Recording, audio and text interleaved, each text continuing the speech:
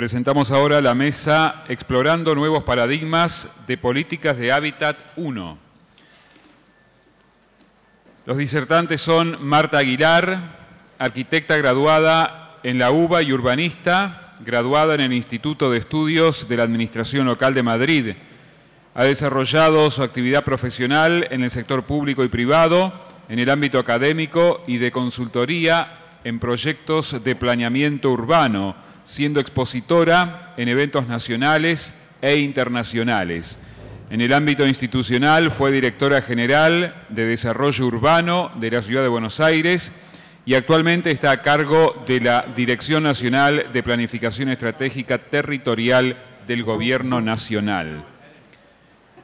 María Cristina Cravino es antropóloga, magíster en Administración Pública y doctora en Antropología.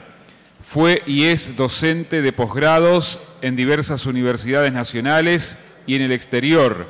Es investigadora del CONICET y la Universidad Nacional de General Sarmiento. Dirige la maestría en Estudios Urbanos del Instituto del Conurbano Bonaerense.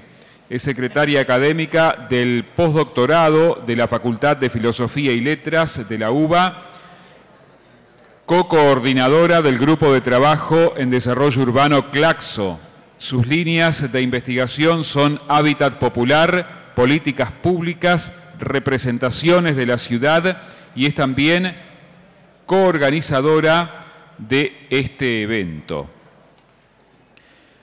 Guillermo Marcioni, arquitecto, magíster en hábitat y vivienda, posgrado en desarrollo local en áreas metropolitanas. Ha cursado el doctorado en estudios urbanos en el Instituto del Conurbano, Universidad Nacional de General Sarmiento. Se ha desempeñado en acciones de mejoramiento habitacional del hábitat y fortalecimiento de las organizaciones sociales. Ha investigado sobre vivienda, tecnologías apropiadas, crecimiento urbano y actualmente es investigador en la Universidad Nacional del Litoral y docente en varios posgrados. Se desempeña como subsecretario de Ordenamiento y Desarrollo Territorial de la Nación. Horacio Sardín, arquitecto, egresado de la UBA, profesor titular de Diseño Arquitectónico y de Teoría de la Arquitectura, miembro del Tribunal de Honor de la Sociedad Central de Arquitectos desde 2010. Ha sido presidente de la Subcomisión de Medio Ambiente de la Sociedad Central de Arquitectos, autor de varios libros y artículos. Dictó múltiples conferencias en congresos, entidades y facultades de arquitectura. Participa como integrante activo en acciones solidarias y en el desarrollo de viviendas de interés social para pobladores carenciados. Javier Gentilini, politólogo, recibido en la UBA, presidente de la Comisión de Vivienda de la Legislatura de la Ciudad de Buenos Aires. También se desempeña como docente de la Facultad de Ciencias Sociales de la UBA y anteriormente desarrolló una larga trayectoria en el Instituto de Vivienda de la Ciudad. Marcelo Corti, arquitecto, docente y especialista de urbanismo con trayectoria en la UBA y en la Universidad Nacional de Córdoba, coordinador local de la maestría en Gestión Urbana de la Universidad Abierta de Cataluña, dirigida por Jordi Borja, director de la editorial Café de las Ciudades. Su trabajo como periodista y editor constituye uno de los aportes más valiosos a la discusión de las problemáticas urbanas en la Argentina.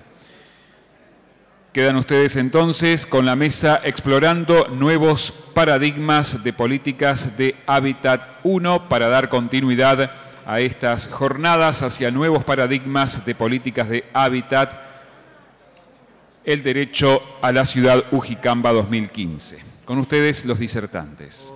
No quería arrancar sin, lanzar como, no sé si como consignas o como, por lo menos como dos frases que me resultaron muy interesantes, unos aportes muy interesantes de la mesa que nos precedió. Por el lado de Patrick Fensham, un concepto que realmente creo que hay que explorar y que creo que estas nuevas jornadas Ujicamba es una ocasión especial para hacerlo, la idea de la vivienda como infraestructura productiva, un concepto que no sé si es renovador, pero que por lo menos es muy distinto a otras formas en que se ha entendido la provisión de vivienda y sobre todo la vivienda social. Y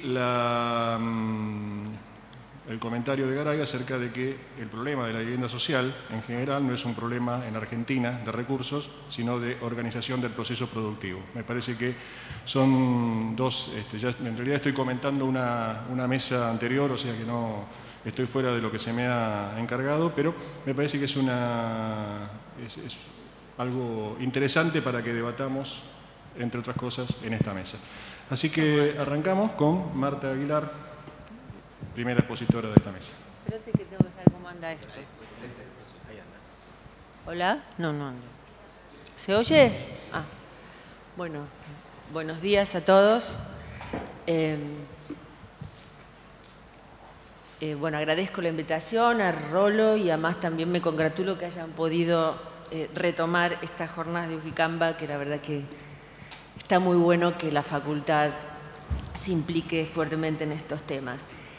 Yo, en primer lugar, les voy a decir, no voy a hablar específicamente de hábitat en términos de una referencia de hábitat a escala barrial o a una escala próxima. Voy a hablar más bien del hábitat entendido como la referencia a la necesidad de construir ciudades en las que podamos habitar, que sean sustentables e inclusivas. Y en ese sentido, en clave, digamos, por el lugar que ocupo, que es el único aporte que puedo hacer básicamente, que es el estar en la Dirección Nacional de Planificación, en el Gobierno Nacional, voy a hablar más de la cosa en la que hemos trabajado en estos años, que es cuál es el papel del Estado Nacional y de los estados supralocales en el manejo de la cuestión de la vivienda y el hábitat. Digo esto porque ha habido una digamos, referencia de los últimos 20 años muy grande relativa a, digamos, una responsabilidad enfocada en los gobiernos locales. Nosotros pensamos, digamos, que realmente excede a los gobiernos locales y sobre esa materia es la que voy a trabajar. Pasa la otra. El contexto rápido, simplemente para que se sitúen, es nosotros venimos trabajando, esta es una subsecretaría que se crea en el año 2004 y a partir del año 2005 se empieza a trabajar en una planificación estratégica del territorio nacional. Ha habido una serie de productos documentales, 2008, 2011, ahora estamos trabajando en la producción del último documento. Todo esto está en la página web, después les voy a dejar, a lo último están las señas. Pero sí me interesa decir que bueno, este fue un trabajo incremental que empieza con una convocatoria a los gobiernos provinciales para, digamos, pensar el futuro del país que queremos en el marco de un proyecto nacional, y esta agenda se fue diversificando. Ya en la segunda fase, a partir del año 2008, entramos a trabajar en la cuestión urbana como problemática nacional. Habida cuenta que los propios, en el concierto, digamos, del trabajo con las provincias, se plantea la necesidad del interés o la estrategia de propiciar un sistema policéntrico de núcleos urbanos que en realidad equilibre la distribución de la población, los bienes y servicios en el país. Entonces, bueno, en ese contexto entramos a trabajar la cuestión urbana, que es de la que yo voy a hablar, básicamente. Sí, pasa al siguiente. Algunas referencias, lo que se hace a partir del año 2008 es trabajar en el análisis de las ciudades del sistema urbano como sistema nacional, digamos. Entonces, bueno, esta tabla es simplemente una distribución jerárquica, se entiende justamente porque somos gobierno nacional cómo se comporta el sistema nacional, cómo está dividida la población en jerarquías, en las ciudades según sus jerarquías. Bueno, y esto también después se caracteriza el sistema. Sigamos. No, volviendo para atrás. Estos dos gráficos muestran sintéticamente cómo se distribuyen las ciudades en el interior del país según su jerarquía. La jerarquía está armada en base a una serie de, digamos, en base a un indicador de centralidad. La centralidad no suma tanto la población como, digamos, dotación de infraestructuras, dotación de servicios, que lo que van dando, digamos, cuál es la oferta que tiene esa ciudad en relación a esa población. El primer indicador que les quiero decir, ustedes miran en el mapa más o menos cómo están distribuidos por los colores, las 7 jerarquías en las que está dividida el sistema. Por supuesto, Buenos Aires es la primera y única desde el punto de vista del salto que refiere en relación al resto. Pero si ustedes ven en la imagen de al lado, lo que ven es una diferencia entre el ranking de población, entre la población y el ranking de centralidad. Según estos números nos van dando que en realidad, ustedes se fijan, todos los que son rojitos son las poblaciones con dotaciones deficientes en relación a o sea, una diferencia de ranking entre la población y la dotación de servicios. Esto habla, digamos, les traje este plano como significativo, en realidad, pero esto habla a las claras de cuando se empieza a analizar el sistema nacional, queda muy claro que las posibilidades de desarrollo de cada núcleo tienen que ver con su pertenencia regional. ¿Por qué? Porque en realidad el territorio nacional es una producción social que tiene una determinación histórica, o sea, cómo en realidad se ha producido el territorio tiene que ver con la historia de la colonización y el desarrollo de nuestro país, las distintas etapas de desarrollo. Este costo y esta herencia es la que tienen hoy las distintas ciudades en virtud de las regiones en las que están situadas. O sea, no es lo mismo ser Rosario que ser Susques en Jujuy en términos de oportunidades de desarrollo. Y esto está, digamos, se hace evidente cuando se estudia el sistema y sus características. Sigamos un poquito. Otro rasgo general antes de entrar en algunas cuestiones ya más focalizadas relativas a cómo es lo que nosotros entendemos o hemos ido reflexionando sobre las políticas de planificación, es entender cómo se gobierna nuestro territorio. O sea, ustedes saben, el nuestro es un país federal en donde las competencias en materia de planificación están en manos de las provincias. O sea, las provincias fueron anteriores a la nación, con lo cual todo aquello que no delegaron a la nación es competencia en todo lo que es administración de territorio, es de las provincias y de los gobiernos locales, en virtud de lo que cada provincia delega. Pasemos a la siguiente. Este mapa que ustedes ven es el mapa de los ejidos municipales. O sea, que también tiene una enorme complejidad porque la distribución de competencias al interior de cada provincia depende de cada una de las cartas orgánicas. ¿Por qué cuento esto? Porque una dimensión sustantiva de la posibilidad de implementar políticas es cómo son los sistemas de gobierno, cómo se gobiernan esos territorios. Como ustedes ven, inclusive la atomización, digamos, de la distribución de ejidos habla de, digamos, por un lado sí, por un lado lo que es la representación democrática de los gobiernos, pero por otro lado de la dificultad y la necesidad de congregar y conjugar criterios para gobernar fenómenos que evidentemente trascienden a lo local. Sigamos. Bueno, un poco con esto que quería poner como marco, me gustaría empezar a hablar ya específicamente cuando pasamos a analizar las características del proceso de producción urbana en las distintas ciudades del país.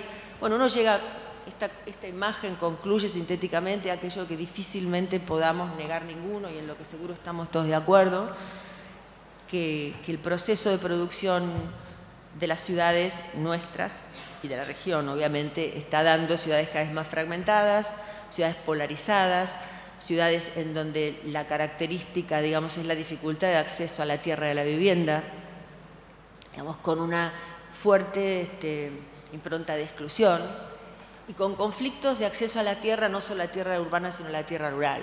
Un poco, esta es una situación permanente y es una característica, digamos, que atraviesa al conjunto del sistema urbano.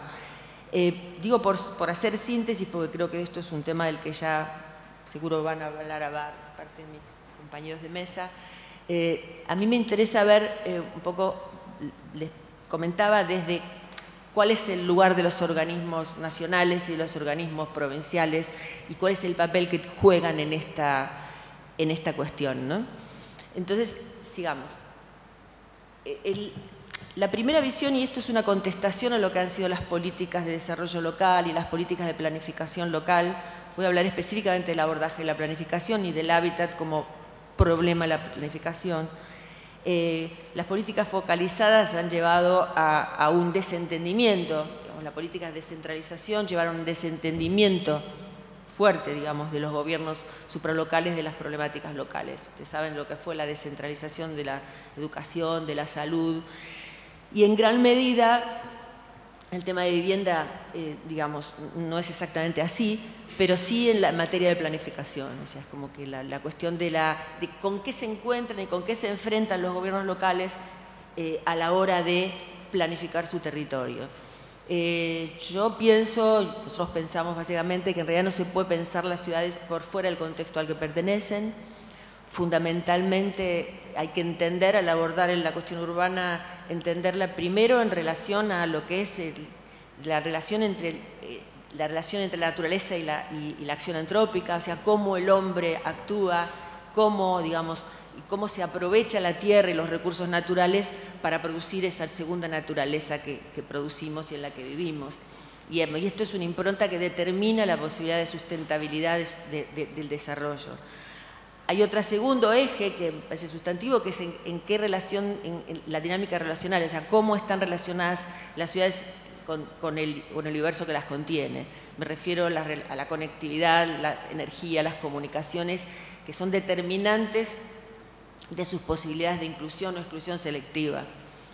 Y por último, cómo se gobiernan. Un poco les decía, o sea, en realidad la forma de gobierno tiene que ver con la historicidad de cada región, como decía Freddy, hablando, inclusive comparando el caso de Australia y de Argentina, digamos, cómo es las pautas de gobierno y la organización de gobierno tiene que ver con la historia cultural de cada país. Sigamos. Entonces, digamos, justamente tratando de decir cuáles son los determinantes que son exógenos a cada localidad y que determinan la producción de su hábitat, traigo algunos ejemplos de cómo, digamos, algunos ejemplos muy significativos de esa determinación. Uno de ellos, por ejemplo, son los cambios en el patrón productivo rural, el avance de la frontera agropecuaria, que significa y que está significando. Este mapita muestra la dinámica de crecimiento demográfica de las ciudades pampeanas. Todo lo que ustedes ven rojito es o estancamiento o decrecimiento. En general lo que hay es un proceso de estancamiento y de crecimiento de las pequeñas ciudades, con polarización en las cabeceras de lo que son los núcleos de la patrón productivos, digamos, del paquete tecnológico, y hay toda una redistribución de esa población. Santa Fe, digo, este es el núcleo de la Pampa Húmeda. Por el contrario, el avance de la frontera supone, cuando uno va hacia el norte, hacia el nordeste, expulsión de población rural dispersa y, digamos, relocalización de esa población en pequeños centros, con mucha dificultad de dotarlos de tener una oferta de hábitat digna, o en grandes ciudades de la región. Procesos migratorios. Sigamos. Bueno, este es el caso, esta es la ciudad de Tucumán, esto es el proceso de expansión de la ciudad de Tucumán en los últimos 20 años, y cómo ese proceso está, digamos, pautado justamente esa dinámica migratoria por lo que son los cambios en los mercados de trabajo y básicamente determinada por el mercado de suelo local, a dónde pueden vivir y cómo pueden insertarse en esas ciudades. O sea, llegan en general en condiciones de gran vulnerabilidad. Sigamos. Otro ejemplo que no tiene que ver con el patrón productivo rural, esto es Río Grande, Tierra del Fuego. Este es, digamos, una zona de promoción industrial con una fuerte migración regional. Y en realidad lo que ustedes ven en rojo es el crecimiento de la mancha urbana de la última década. Todo lo que ustedes ven acá abajo a la derecha es la margen sur, que es un barrio absolutamente deficitario, una zona inundable, imagínense con esas temperaturas que llegan a 20 grados bajo cero, sin ninguna dotación de servicios, que nos está hablando de la disociación entre la política de promoción industrial, una política que ha sido exitosa, y ningún acompañamiento, no un acompañamiento suficiente que apele a la responsabilidad social empresaria o a los distintos niveles del Estado como para que esto no suceda. Esto mismo sucede en Ushuaia, por ejemplo, o sea, en donde la dinámica migratoria es muy fuerte por la actividad industrial, pero no hay medidas que la acompañen en términos suficientes, que la acompañen en términos de producción de hábitat. La contracara de esto, que parece curiosa, es en el caso del avance de la frontera agropecuaria, que podemos hablar de expansión y crecimiento de pequeñas ciudades, es lo que nosotros llamamos ciudades cercadas, que son las ciudades cercadas por la actividad agropecuaria. acá hay dos casos que muestro. Uno es el caso en Misiones, de la Colonia Libertad, Puerto Libertad, que son ciudades que están cercadas, en este caso por la actividad forestal, que digamos la rentabilidad de la actividad agropecuaria es tal que no le permite ni siquiera expandirse para la reproducción de su vida. Ustedes creo que conocen cuando fue ese lío que hubo en Jujuy, en el ingenio de Ledesma, por la necesidad de los pobladores de tener tierra, pero en realidad, digamos, las plantaciones llegaban al borde. El otro caso es San Francisco, Córdoba, que tiene que ver con el fenómeno de las ciudades que están teniendo cordones de protección de la fumigación con agroquímicos, y que bueno, esto produce un fenómeno que es ocupación, justamente ante la imposibilidad de tener una renta fuerte como la de la soja. La gente avanza, ocupa, se produce un fenómeno de ocupación, cada vez se ensancha más ese perímetro, y ustedes fíjense el cambio del perímetro de producción en un periodo de 6 años. Pasemos a la otra.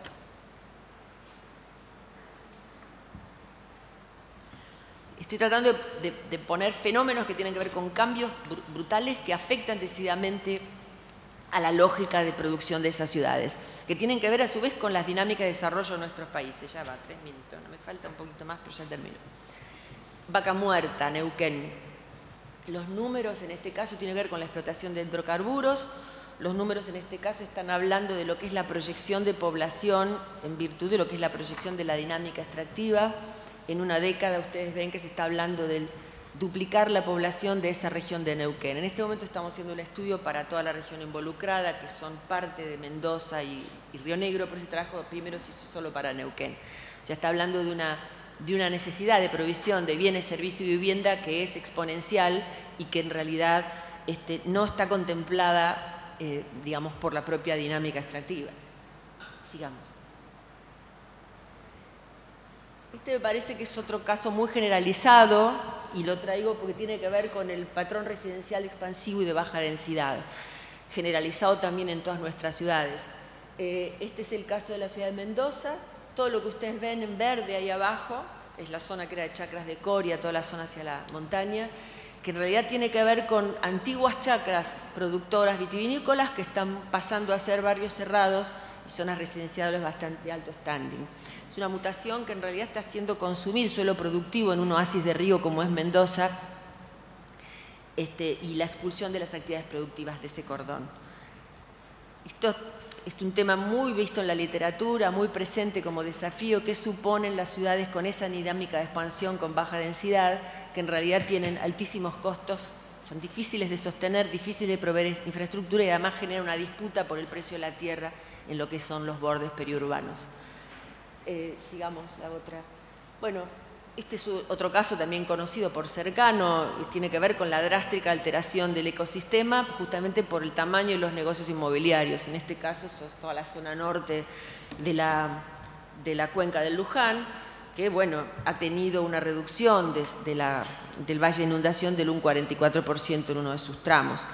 Esto habla a las claras de un tamaño de negocio y que tiene que ver con la dinámica, en todo caso, de los excedentes económicos y donde se van localizando en las grandes ciudades, que excede decididamente de tener esta dinámica o dialogar con esta dinámica, excede la capacidad de un gobierno local, porque es regional, porque esto supone inundaciones aguas arriba, en Luján, en Suipacha. Sigamos. Bueno, y por último, por poner un extremo de la situación, esto es un caso de la Puna jujeña. Estamos hablando de una población dispersa de unos 42.000 habitantes, en donde el reclamo y la necesidad es opuesta, es el derecho al arraigo con inclusión social. Digamos, es muy interesante cuando uno trabajar y darse cuenta, digamos, lo que se está pidiendo en este lugar, que es proveer condiciones básicas de comunicación digital, de, digamos, acceso a la educación por las conflictividades que tienen con los sistemas educativos. O sea, un poco les quiero mostrar, este panorama habla de la diversidad de las problemáticas urbanas que tenemos en la Argentina, y entonces sale la pregunta de decir, bueno, a ver, ¿cuál es el papel de los estados? ¿Cuál es el papel de la nación? ¿Cuál es la obligación y la responsabilidad ante esto? No es proveer vivienda solamente y hacer planes federales, es decir, bueno, a ver, ¿cómo se intervienen estos procesos de producción marcados decididamente por los mercados de trabajo y por los mercados de la tierra? Y con qué elementos se puede intervenir. Ya termino, Marcelo. No, falta esas. La que sigue. Bueno, no importa, lo cierro sin imágenes. A ver, nosotros estamos convencidos de lo que se trata es de trabajar en una dinámica, en una perspectiva relacional, apelando a digamos, propuestas de desarrollo regional que interpelen a los distintos niveles de gobierno y a su vez a propuestas que en realidad se enmarquen en un proyecto nacional de desarrollo, digamos, que promueva en todo caso una construcción colectiva que no es darwiniana, no es que a cada uno le toque lo que le tocó porque en qué lugar del país le tocó vivir, sino que en realidad sea cooperativa y que justamente apele a la responsabilidad interjurisdiccional. En este sentido, hay una imagen que quedó ahí, pero les digo cuáles serían las líneas fundamentales de trabajo. Nosotros venimos propiciando, por un lado, un proyecto de ley nacional que justamente establezca reglas de juego básicas para todo el país, en entendimiento de la Constitución Nacional, digamos, establece responsabilidades concurrentes relativas al desarrollo y al hábitat, y básicamente tienen que ver con un par de artículos constitucionales. Bueno, por un lado el artículo 22 y 75 y 22 que tiene que ver con la adhesión a los tratados internacionales que establecen los derechos de incidencia colectiva, y a su vez con el artículo 41 de preservación de recursos naturales digamos, entendiendo al suelo como un recurso natural agotable y escaso.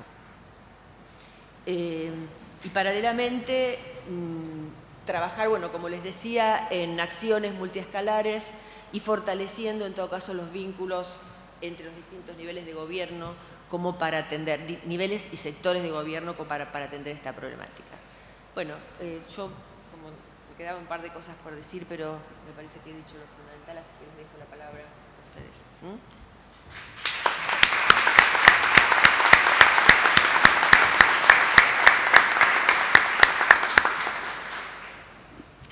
Cristina. Buenos días.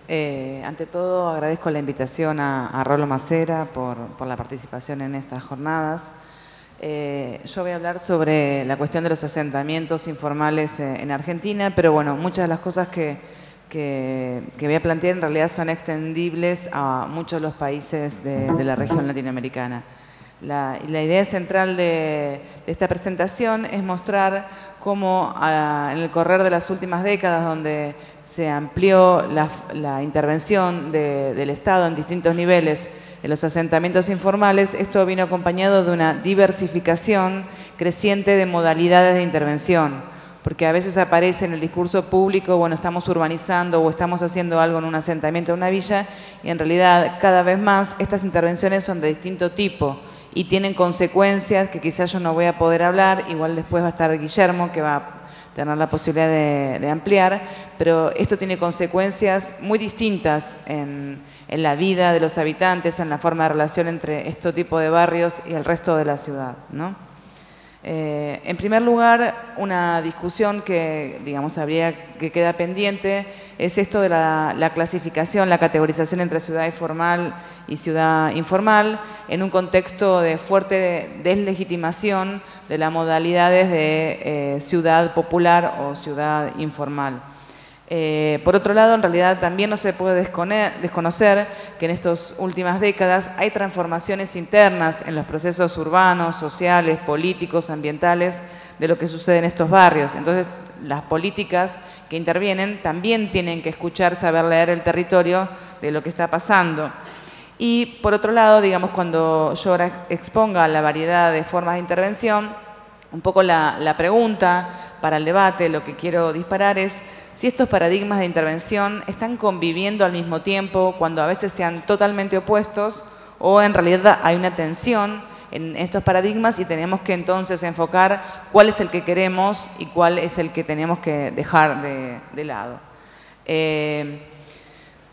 Por un lado, en realidad, también partir de que en esta ciudad formal y ciudad formal, en realidad hay una contradicción cuando se habla de urbanizar los asentamientos, porque en realidad son fragmentos de ciudad, pero sin estatus de ciudad, no están reconocidos como tal. Entonces, al hablar de urbanización, estamos en realidad desconociendo que ya ya son ciudad, son la no ciudad y tienen además, es lo que no se debería hacer y no tienen nada bueno adentro y tiene que llegar la ciudad, ¿no? Y después una duda también muy fuerte en que a veces hay un énfasis muy fuerte en lo físico y bueno, ¿cuál es la relación entre estos procesos de transformación física y los procesos de transformación social? Que a veces parecen como se plantean como si fueran mecánicos y en realidad tiene procesos de temporalidades distintas, de conflictividades que surgen a partir del proceso de intervención del Estado y demás, ¿no? Este es un mapa del área metropolitana un poco viejo ya de asentamientos. Y bueno, ¿qué está pasando como contexto actual? Por un lado, más allá de un montón de cuestiones que se plantean y quizás no hay tiempo para... Que lo vayan pasando porque... Ah, perdón, que vayan pasando. Yo estoy mirando el mío. El contexto siguiente. Por un lado, hay un crecimiento de las formas de ocupación del suelo de diferente tipo. O sea, crece la ciudad informal, la ciudad popular crece, tanto en extensión, todos los días hay nuevas ocupaciones, sobre todo en la periferia, en la segunda periferia de la ciudad de Buenos Aires, y un proceso de verticalización, que es construcción en altura, muy asociado a un proceso de inquilinización, que este proceso tiene consecuencias muy fuertes a nivel de las políticas. ¿Qué hacer cuando hoy más de la mitad de la gente en las villas de capital vive en condición de inquilino? No es lo mismo que el proceso que era mejorar la vivienda que tenía cada uno como concepción teórica paradigmática de la intervención. En muchos casos hay un empeoramiento de las condiciones vinculado a este proceso de densificación interna y en otros casos, a partir de programas públicos, hay muestras de mejoramiento en los servicios, en un montón de cuestiones de calidad urbana. Claramente hay un proceso de crecimiento de la inseguridad que es muy heterogéneo, no todos los barrios sucede lo mismo. Hay estadísticas de la Corte Suprema de Justicia que muestran claramente cómo los homicidios crecen en los asentamientos informales, tanto capital como conurbano, donde víctima y victimario son del mismo barrio, y acá uno puede plantear que los sectores que viven en estos barrios no son sujetos de seguridad, al revés, son puestos como victimarios de la inseguridad y en realidad si habría que haber un lugar donde hay problemas de seguridad es en los barrios y tendría que cambiarse la política. También nadie puede desconocer una mayor estigmatización que permanentemente todo el tiempo en los diarios aparece y en la televisión también aún más, un fenómeno complejo que tiene aristas positivas y también algunas negativas, que es un proceso creciente de judicialización de conflictos, sobre todo visto en capital y en menor medida en el conurbano. El Poder Judicial fue la caja de resonancia de los últimos tiempos de conflictos, desde cómo representar a los habitantes, de los servicios, de la urbanización, de cuestiones ambientales. Pero bueno, también vemos que este fenómeno de activismo jurídico y de jueces que fallaban a favor de los habitantes es un ciclo que parece agotado, cambió. Y, por ejemplo, en la capital actualmente ni el Poder Ejecutivo, ni el Poder Legislativo, ni el Poder Judicial escuchan las necesidades de los habitantes. Y después también esto está vinculado a qué pasa con el sector privado y en el contexto, como planteó Marta, de crecimiento de los precios del mercado del suelo, el precio del suelo, también hay una tendencia a los desalojos por parte de los privados que también generan un fenómeno de mayor conflictividad por el acceso al suelo. Acá, bueno, no lo voy a pasar, son comentarios de gente de los diarios que opina, y bueno, vemos que estamos en un proceso también de fascismo social que encara y mira este fenómeno, como por ejemplo dinamitar con la gente adentro. Bueno, todos los días, si uno se quiere masoquear, bueno, puede leer lo que dice abajo de los diarios cada vez que hay una nota sobre villas y puede ver eso. Bueno, lo que quiero marcar, seguimos pasando, es, bueno, una primera, la siguiente, otra. Una taxonomía y todavía incluso dentro de cada una uno puede abrir una taxonomía interna. ¿Cuáles son? Yo marqué 10, pero digo, dentro de cada una hay subvariantes de qué está pasando, cuál es la forma de intervención en estos barrios. Hay desalojos violentos, yo voy a pasar después algún ejemplo de cada uno de ellos. Todos los días vemos, quizás el ejemplo más paradigmático fue el Parque Indoamericano, con 3 muertos en el desalojo.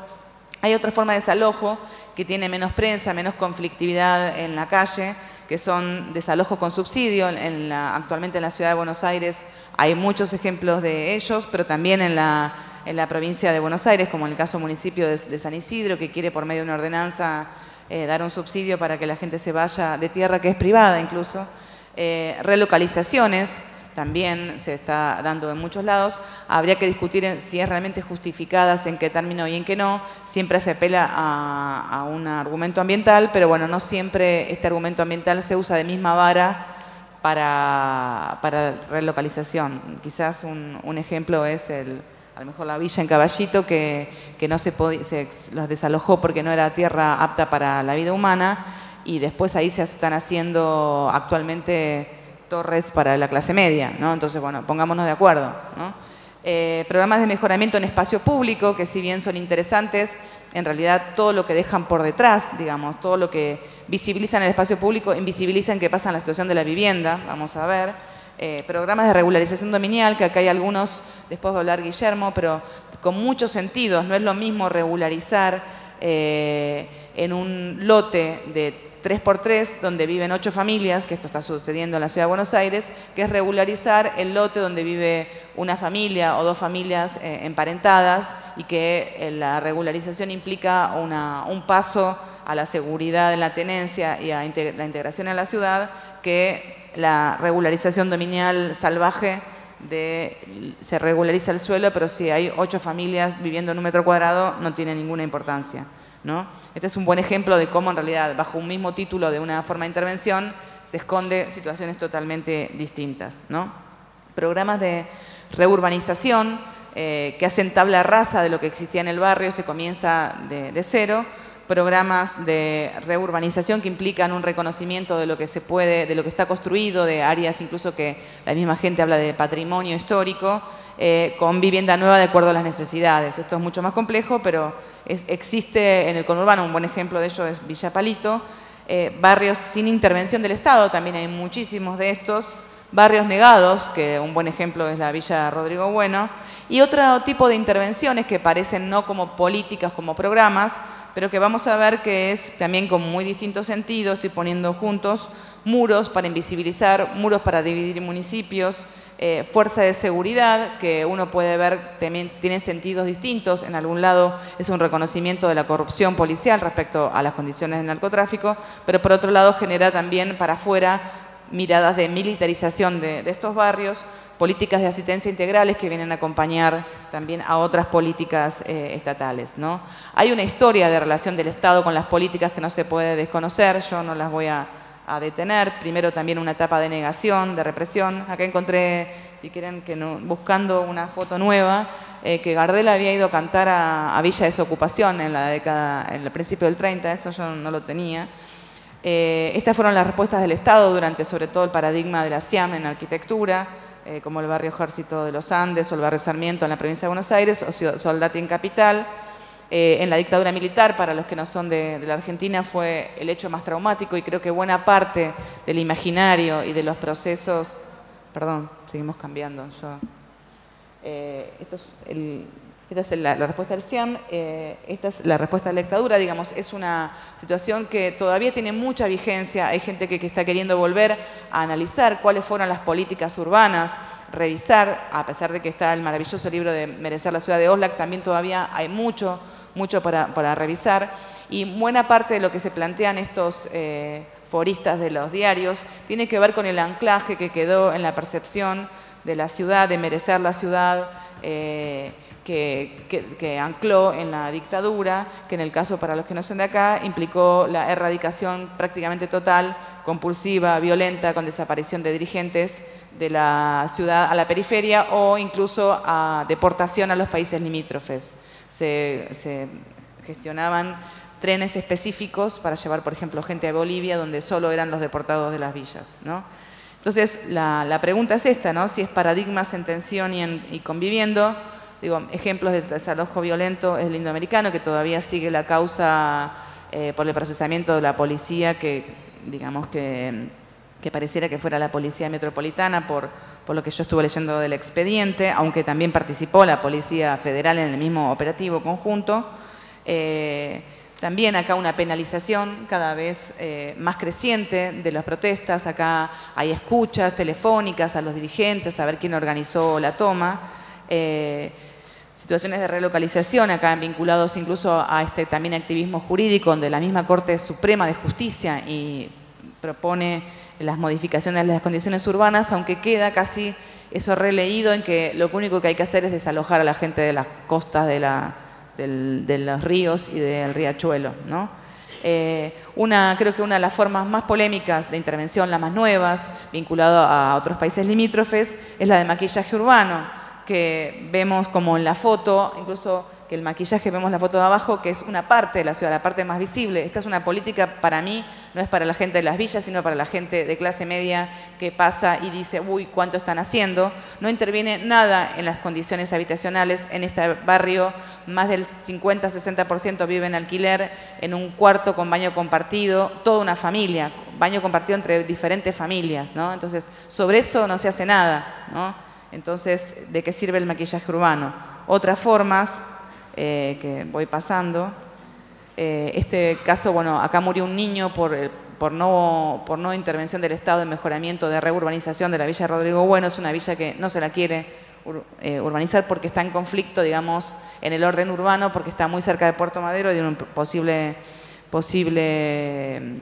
mega emprendimiento urbano. Otras políticas que también merece cada un análisis. Por un lado, esto de las nuevas formas de intervención en seguridad con fuerzas que no son las policiales, con otras que tienen un sentido claramente integrativo, que es como programas de llevar consultorios a las villas, a que se accedan a programas sociales, a que tengan documento de identidad, que es central.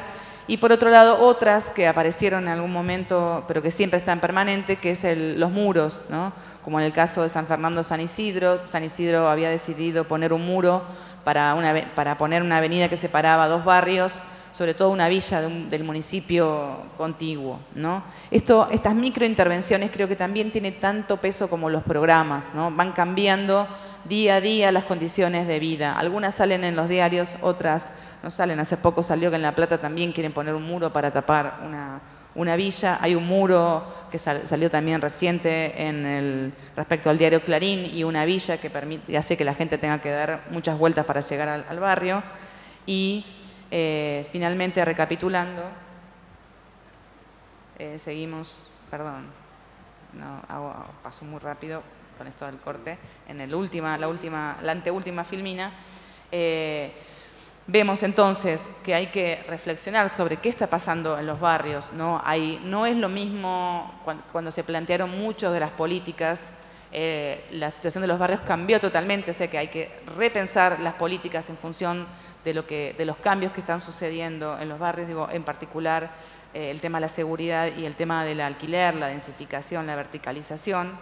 ¿Qué hacemos con esto de que en democracia haya desalojos compulsivos, violentos, con muerte? Esto a nosotros nos retrotraía a la imagen de las dictaduras, y esto, digo, sucedió hace muy poquito, no muy lejos de acá, incluso en este mismo predio. ¿Qué pasa también para analizar con los procesos de judicialización, que en algunos casos generan solución, en otros casos fragmentación, y otra quedan atrapadas en la trama de la lentitud de las causas judiciales? Y al principio parecía que la lucha era por conseguir leyes favorables. Cuando están las leyes favorables era que se apliquen las leyes. Después que se aplican las leyes, los fallos judiciales. Una vez que están los fallos judiciales en las sentencias, la pelea es que se apliquen las sentencias. Hay un montón de sentencias que no se aplican, hay leyes que no se aplican, ¿no? Después, en el plano más cultural, simbólico, ¿qué está pasando y cómo trabajar también junto con los programas de integración de la trama urbana y más físicos, de trabajar de cómo resolver estos procesos de fuerte estigmatización que están sufriendo los habitantes de las villas? Y después también no desconocer que hay conflictividades internas que tienen que ver con esto de la mercantilización, los conflictos entre propietarios, entre comillas, e inquilinos, cómo se fijan las prioridades cuando se organiza un programa, por antigüedad, por necesidad, por obra, son una de las tensiones más fuertes que hubo. Las formas de representación política de los barrios también merece mucho debate. Acá está De Filippo, que participó mucho en la lucha por el reconocimiento y por la forma de democratización de estos procesos, pero es una lucha constante, también con muchos altibajos, y la importancia central de que estas formas de intervención incluyan la participación de los habitantes, que en muchos casos es negada y aparece solamente cuando hay problemas, se llama a la gente para ver cómo se soluciona, y no desde el principio para ver qué barrio quieren, cómo barrio quieren, y muchas veces la gente tiene mucho más claro muchas soluciones desde el inicio que muchas de las formas de intervención. Bueno, con todas estas pequeñas titulares, que cada uno merece en realidad mayor detenimiento, pero me interesaba a mí mostrar el panorama y sobre todo volver a lo que dije al inicio, mostrar que aparece que a veces el Estado interviene, pero en realidad interviene de múltiples formas contradictorias y que ninguna es neutra y que merecen una reflexión mayor en profundidad. Muchas gracias.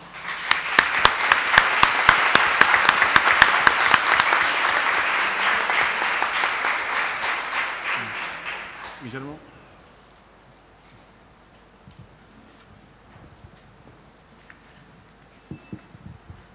Bueno, hola, ¿ahí se escucha bien? ¿Querés que no te pase? ¿Este es más alto? No, sí, igual.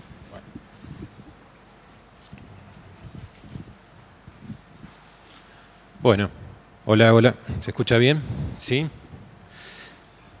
Bueno, en los primeros minutos voy a mostrarles esa imagen. Corresponde al área del Estado Nacional donde estamos trabajando, que se llama Secretaría Nacional de Acceso al Hábitat. El desafío que se propone en nuestro lugar... Voy a sacar esto ya que está muy incómodo.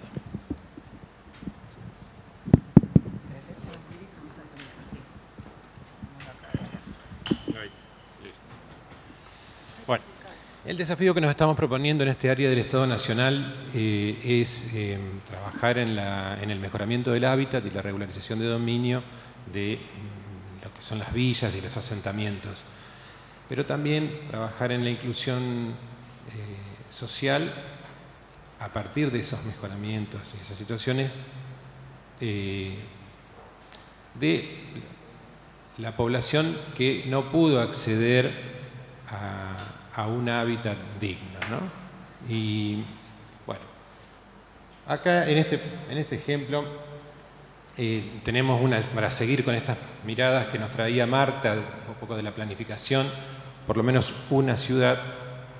Esta es una ciudad que está sobre el río Paraná, que se llama Villa Constitución, está en el límite con la provincia de Buenos Aires, es de la provincia de Santa Fe, y es una mancha urbana que se va expandiendo, donde existen esos grandes ejes rojos que se marcan, que pertenecían a un sistema ferroportuario. Ahí había un puerto donde se llamaba, con unos silos muy grandes, que se llamaba la Junta Nacional de Granos, en un modelo de país que nucleaba toda la producción de granos para después exportarla. Eso significaba después una distribución de la renta que ese grano genera.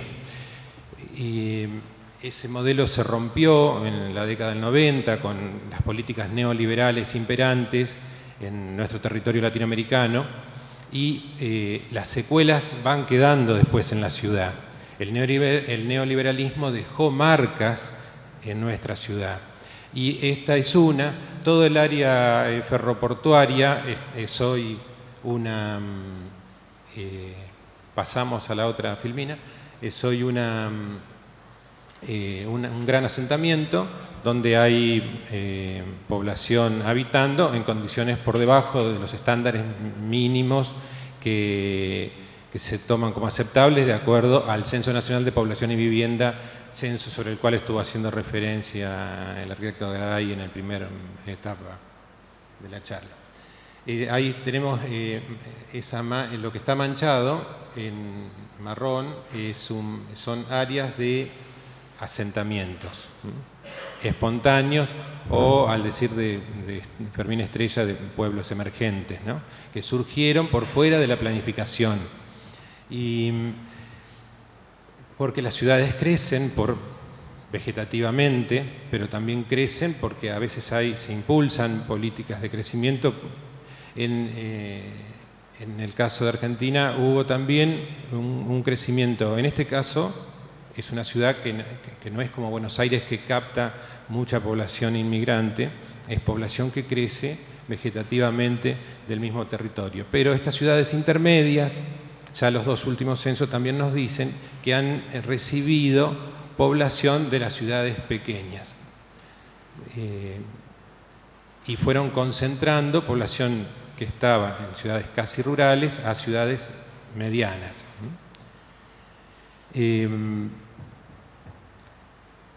Las otras manchas son áreas es vacancia urbana de ese modelo que se dejó de lado, del ferroportuario, y entonces ya no llega el tren, no existe puerto, y hubo que redireccionar esa ciudad.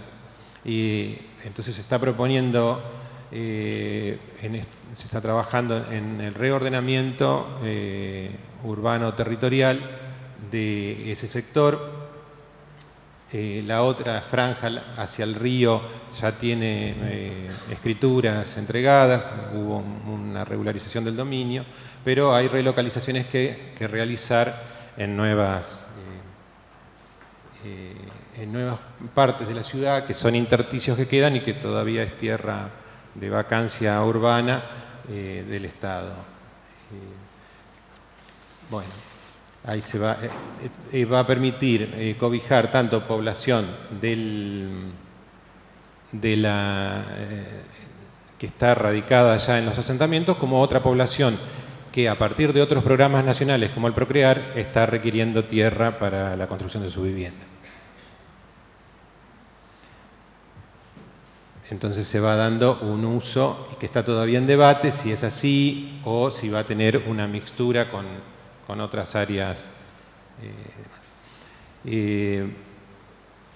Bueno, algunos datos, ahí hay terrenos que son del Estado Nacional y algunos datos sobre la urbanización. Pasamos rápidamente esto como para presentarlo.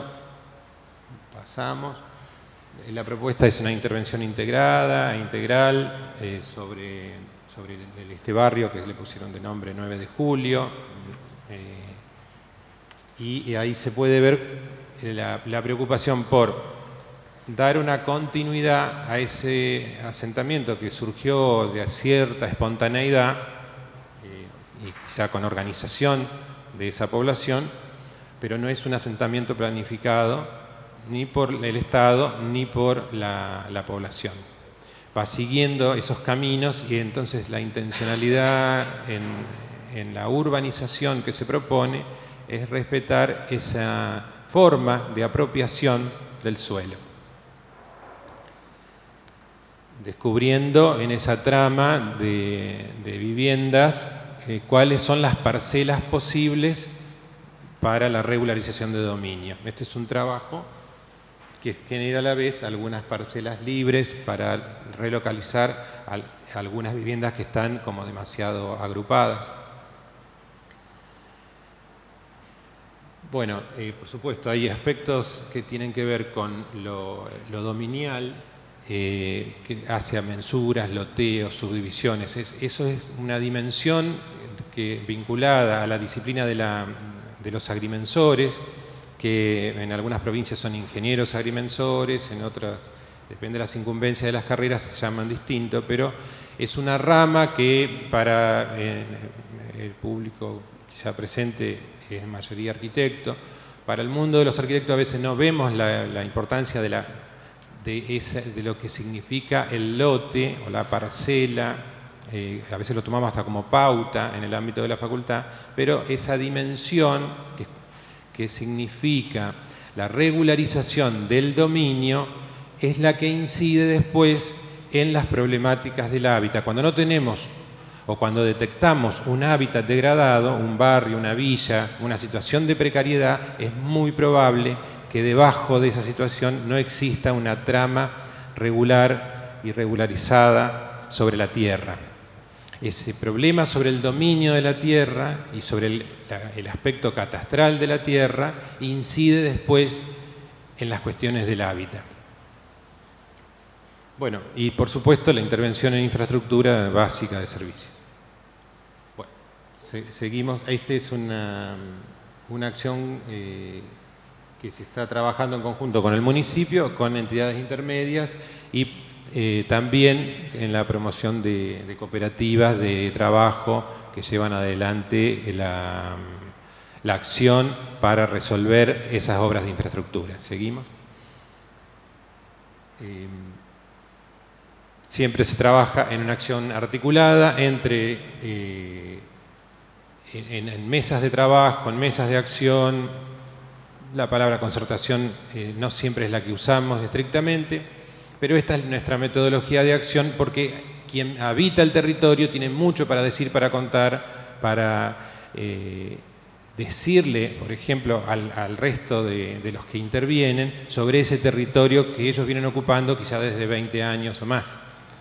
Y quien se sienta desde lo disciplinar puede tener una observación de cómo llevarlo adelante, pero es muy importante lo que diga ese que habita, porque va a poder contar muchas cosas. La intervención también del Estado en esa mesa es central. Nosotros consideramos que no se puede llevar adelante esos procesos si no hay una intervención del Estado en sus 3 estadios, como nos decía Marta recién, un país complejo como el nuestro, el 8º país del mundo en superficie, tiene un territorio muy amplio y por eso también una complejidad en la estructuración jurídica, un Estado nacional, provincial y municipal. Y cuando intervenimos en estos barrios, así sea del Estado, la tierra perteneciente a la nación o pertenezca a un privado o pertenezca a un Estado municipal, si intervenimos con los 3 estratos del Estado,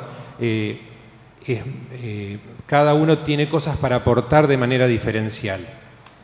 Desde el Estado nacional se plantean políticas públicas de vivienda y de hábitat que inciden después en la redistribución del recurso a nivel nacional, pero esas políticas no están desgajadas de las otras políticas que el Estado implementa. ¿Qué tiene que ver el problema del hábitat con el control en el ingreso de las importaciones? Y si en una fábrica de Córdoba, de Montecristo, se producen baldosas y esa fábrica genera trabajo para un montón de familias de esa localidad, eso mueve la industria y esa población en esa localidad tiene trabajo y esa baldosa que venía quizás de otro país importado, hoy se está produciendo en el ámbito nacional. Y después eso mueve también una serie de otras cuestiones. Entonces, la política nacional se vincula también con la política de lo habitacional, de marras unas con las otras. No podemos mirar solo el hábitat, sino miramos también las complejidades de lo nacional y lo internacional, visto por nosotros, al decir de Jauretche. Lo internacional visto desde nuestros ojos, no lo internacional visto desde los ojos de otros países que miran y definen y diseñan políticas para nuestras intervenciones locales. Recién Cristina nos mostraba un edificio que es el edificio de los planes de vivienda de la década del 60, que son realizados con fondos internacionales del Banco Interamericano de Desarrollo, políticas que construyeron vivienda, que son valiosas, pero que también generaron una deuda externa tanto en lo privado como en lo público. Entonces, después el Estado provincial es central también porque es el que define las políticas de aplicación en los temas de tierra, y el Estado municipal es el que define la normativa local, urbana. Entonces, un barrio no se puede regularizar si el Estado municipal no hace un visado de ese plano. Y el Estado provincial va a inscribir cada parcela a nombre de cada persona que sea la dueña o una parcela colectiva, si es de una cooperativa, por ejemplo. Bueno, creo que queda alguna más sobre esto. Nos estamos proponiendo trabajar en este programa en 100 barrios. Eso es algo que inició en septiembre del año pasado a partir de que esta secretaría tomó el rango como tal.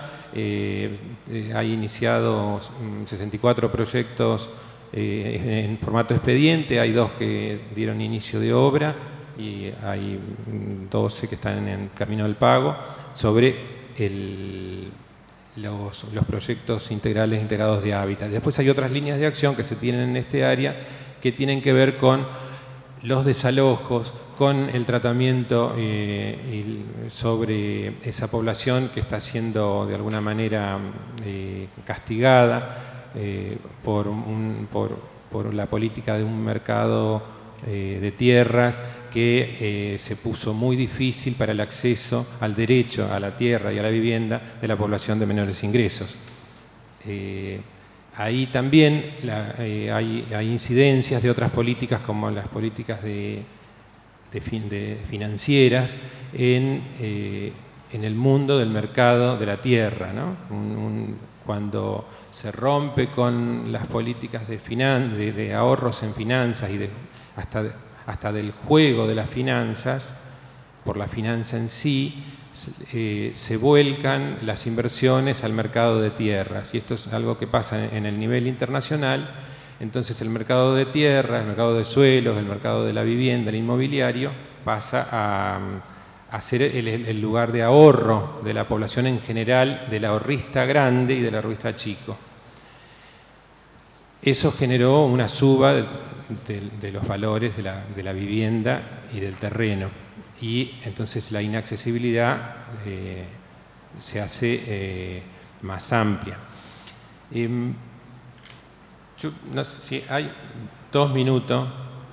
¿Tenemos 2 minutos más? Medio minuto. Bueno, entonces no. Bueno, quería simplemente, dejarles después esto para otro momento. Es como una metodología podemos ir pasándolas, una metodología de acción para el abordaje a los asentamientos que nosotros vamos usando. Pero quería cerrar con esto, con estas imágenes. Ese texto dice, por ejemplo, paramos. La ciudad nueva, llamada también la ciudad irlandesa, se extiende más allá de la antigua ciudad y aquí desaparece todo aspecto urbano. El crecimiento de las villas. Es un texto de un autor que se llama Engels, Federico Engels, que es un alemán que se fue a trabajar a Inglaterra hace unos años, en 1843, que planteó, a partir de un encargo que le hizo el gobierno de Inglaterra, hizo una visita recorriendo lo que eran las villas miserias de ellos, miró y observó, hizo un informe, y ese informe de Engels habla sobre los inmigrantes, habla sobre el problema habitacional, sobre estas pequeñas casas que en las ciudades que se van industrializando, como decía Marta, aparecen. Argentina está viviendo hoy un problema de ciudades que se industrializan. Hay ejemplos excesivos como el de Comodoro Rivadavia, por ejemplo, una ciudad de 200.000 habitantes que recibió un montonazo de gente, pero es un motor que está en marcha. Tenemos que trabajar para la inclusión de toda esa población, no solo con las políticas redistributivas como la asignación universal por hijos, que es tan valiosa para esta población, sino también para mirar desde todas las áreas del Estado, incluso la universidad pública, gratuita y cogobernada, como es esta universidad, la responsabilidad de buscar solucionar el problema de una población que en este momento es una población menor. No estamos en el 50% de pobreza como se medía en la década del 90, estamos en una situación donde se mide en porcentajes menores, de 10, del 15, menores al 20 seguro, pero donde de acuerdo al Censo Nacional de Población y Vivienda, el 1.8 de los hogares tiene problemas de regularización de dominio y sobre esos territorios es una necesidad estar trabajando para resolverlo.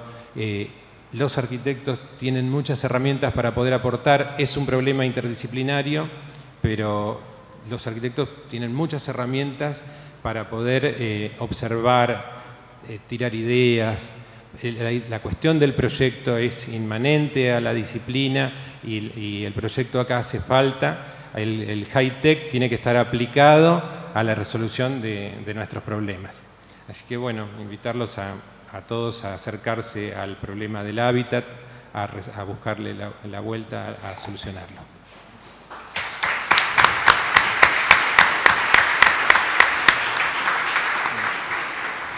Horacio Sardín. Este va mejor, sí.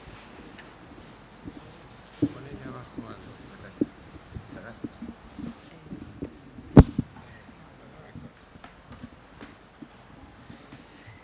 Bueno, ¿se escucha? Sí, buenos días a todos. Antes que nada quería agradecer al arquitecto Rolo Macera de la invitación. Por ahí es interesante contar que yo soy un arquitecto independiente, no pertenezco a ningún sector ni provincial, ni municipal, ni nacional de una entidad gubernamental, administrativa, y soy profesor de la facultad. Me dedico a la praxis de la arquitectura y también a la teoría. Y es buenísimo estar acá porque hay una mesa muy heterogénea que va desde una antropóloga, bueno, distintos representantes de organismos y bueno, a mí me parece interesante un poco contar un poco lo que dijo Oriol Bohigas hace casi 25 años acá, una bienal que se hizo en los 80. Nosotros éramos estudiantes y las bienales llegaban, digamos, los arquitectos llegaban gratis para todos a esta facultad. Bortagaray los invitaba. Entonces tuvimos la suerte de verlo a Oriol Bohigas, que era el hacedor de las transformaciones impresionantes en la ciudad de Barcelona. Ustedes se acuerdan, en el año 79 Oriol Bohigas aterriza en Barcelona y empieza a tomar parte en el urbanismo de Barcelona. Entonces a él lo presentan como el hacedor de la gran hacedor de la transformación de Barcelona, y él frena al presentador y le dice: no, estás equivocado. El gran hacedor de la transformación de las ciudades no son los arquitectos, son los políticos, ¿no? Bueno, yo creo que en realidad atrás de todo gran político hay un gran arquitecto, ¿no? Y siempre atrás de un gran político o un gran arquitecto hay un político. O sea, también no estoy de acuerdo ni con el presentador ni con él. Creo que es una conjunción que cuando se da al mismo tiempo que los políticos están compenetrados con la transformación positiva de la ciudad y también del país, como una idea de ciudad y una idea de país, en la mano se da la transformación de la mano del arquitecto, que también es parte de un grupo, como decían Poiré, un grupo más amplio, interdisciplinario. El arquitecto solo no hace nada. También pasa en Medellín, que en un momento dado alguien para la pelota, que es el arquitecto Laureano Forero, un gran arquitecto colombiano, que en un momento genera una movida incitando a todos los arquitectos que representan una élite. Si acá somos, como decían por ahí, clase media, los arquitectos en Colombia son clase media alta, ¿no? Es una élite más concentrada que la nuestra también es una élite. Entonces, ¿qué pasa? Forero incita a todos los arquitectos, esta camada de arquitectos contemporáneos a él, de salirse del castillo de cristal y empezar a decir cosas, proponer cosas en los diarios, en las radios, en conferencias, convertirse casi en políticos. Él se convierte en político, ¿no? Él mismo en carne propia se convierte en político. Y esto es muy transformador, ¿no? Bueno, pero volviendo al tema, y podemos empezar a ver imágenes, ¿cuáles son los pilares que hacen que una ciudad mejore? Principalmente 4. Uno es el espacio público, la esfera del espacio público. Mejor cantidad, más cantidad y mejor calidad de espacio público, ¿no? Otro de los pilares, anda pasando rápido. Otro de los pilares es el equipamiento público, o sea, el equipamiento cultural, sanitario, deportivo, cultural en general, que son estos edificios que van jalonando el tejido de la ciudad y de la sociedad de alguna manera. Después el transporte público, que es otro de los pilares, o sea, mejor transporte público, más eficiente, disminución del transporte privado, ¿no? Las ciudades que mejoran son las ciudades que el transporte privado se minimiza del 80 al 20 y el transporte público pasa del 20 al 80. Esa es la tendencia de las ciudades que mejor funcionan, y cuanto mejor es el transporte público, mejora la calidad de vida de todos. Y el cuarto pilar, y es el tema de hoy, de este congreso, es el tema de la vivienda digna, ¿no? Que también es el tema más difícil que tiene las ciudades como desafío en su crecimiento, en su mejor oferta para los pobladores, que es la vivienda digna, ¿no? Bueno, seguí con las imágenes. Bueno, en realidad todos los grandes problemas de la ciudad contemporánea digamos, de los territorios los tenemos en carne propia, los sufrimos en carne propia nosotros, ¿no? Esa es la ciudad de Buenos Aires, el obelisco, un día de invierno con contaminación que prácticamente no sé. O sea, el tema medioambiental, los grandes problemas medioambientales. El tema de la matanza, de la cuenca Matanza de Riachuelo, que toda la basura de la capital va a caer ahí y son toneladas por día y bueno, digamos, el problema que genera en la contaminación del aire, del agua, la gente vive ahí alrededor, el Riachuelo está mejor pero todavía no se ha saneado. El tema de que yo estoy completamente convencido que es algo terrible que está pasando, es un fenómeno global, pero muchas ciudades lo están controlando, un poco lo contabas vos, Marta, es el tema de la expansión de la mancha urbana, esa mancha de aceite que se expande, esas flechas muestran cómo el centro es, volvé un poco al anterior, ese centro que es la ciudad, los puntos representan los barrios porteños, que son los famosos 100, son 40 barrios porteños, donde la gente vive y disfruta de la urbanidad, del derecho a la ciudad que Lefebvre hace 40 años de alguna manera lo declaraba, ¿no? El derecho a la ciudad para todos. ¿Y qué pasa en los cordones periféricos? Esa ciudad de la suburbia, que no es una ciudad, sino que son barrios dormitorios, es lo que está creciendo. O sea, la ciudad de Buenos Aires hasta el año 1947 creció, la capital federal, después no creció más, y lo que crece en la población, que decían por ahí, a cada 10 años 1,5 millones de personas, son todos los cordones periféricos. O sea, nosotros mientras estamos charlando acá, hay varias familias que están instalando en el 5º cordón periférico en este momento, ¿no? Sin disfrutar de los valores de la ciudad, ¿no? Son ciudades dormitorio, donde no hay equipamiento, el transporte de las fuentes de trabajo son varias horas por día de mala calidad de vida. Bueno, obviamente todo lo que es la pobreza, los problemas sociales. A ver la siguiente. Y entonces esto es nuestro presente, o sea, la extensión de la mancha urbana que genera un urbanismo difuso, un urbanismo que continúa, ¿no? Es un continuum que va de alguna manera robándole al campo, a lo rural, ese territorio que es para generar alimentos, ¿no? Que es insustituible, ¿no? Y eso es un barrio privado, un barrio rico, un gueto de ricos. Al lado hay un muro y hay barrios pobres, ¿no? O villas. O sea que se empiezan a generar estos muros. La caída del muro de Berlín parece que no fue el último muro. Empezaron a generarse decenas y cientos de muros en nuestra región. Y de alguna manera el gueto de ricos es aquel barrio que la gente puede pagar el aire sano, la comida sana, el aire limpio, todo esto, ¿no? Bueno, por supuesto que esto genera la necesidad de desarrollar vialidades cada vez más importantes, el tema del auto con protagonista, las autopistas, poner toda la artillería económica en generar esta infraestructura que genera contaminación, contaminación ambiental porque el consumo impresionante de combustible fósil, ¿no?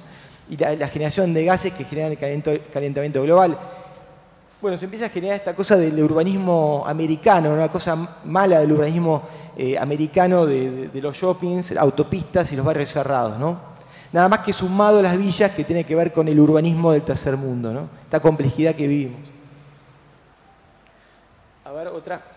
Bueno, y esta idea de los muros, ¿no? Esta proliferación de muros, ¿no? Y entre un lado un barrio, digamos, clase media alta, acomodada, y del otro lado la pobreza y todo lo que significa eso. Y lo que significa a nivel de agresividad, de segregación social, ¿no? Un poco lo que contaba nuestra antropóloga en el día de hoy, ¿no? Bueno, y ¿qué está pasando? ¿Qué ha pasado en las últimas décadas? Es muy difícil hablar de lo que está pasando hoy, ¿no? Creo que justamente Hegel decía, no podemos hablar de historiar con respecto a lo que está pasando ahora, pero sí lo que ha pasado en las últimas décadas, que es que la vivienda de interés social, que es el tema de hoy, que nos convoca, está siendo generada en estas suburbias, ¿no? En estas suburbias. O sea, hay poca tierra, decía por ahí Freddy Garay. Y la tierra que se consigue es la tierra barata que está en la periferia, atrás de la periferia, atrás de un cordón industrial, donde el derecho a la ciudad no existe, ¿no? Y continúa.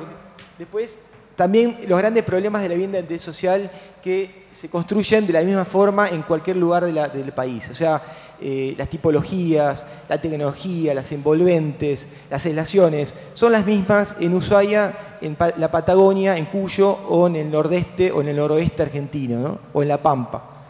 O sea, la tipología es prácticamente la misma. Hay una vivienda que utiliza un lote propio, y para mí es el pecado, digamos, principal, el pecado germinal, se puede decir, donde la vivienda en el lote propio genera una vivienda que hace acordar a la vivienda burguesa, ¿no? La vivienda burguesa y la ciudad jardín, que fue en el año 1902 cuando Hobart la propone, y esta propuesta que termina siendo esto de vivir a gran distancia de los centros de trabajo, una vivienda que de alguna manera recluye al hombre alienado del hecho urbano, ¿no? De la ciudad.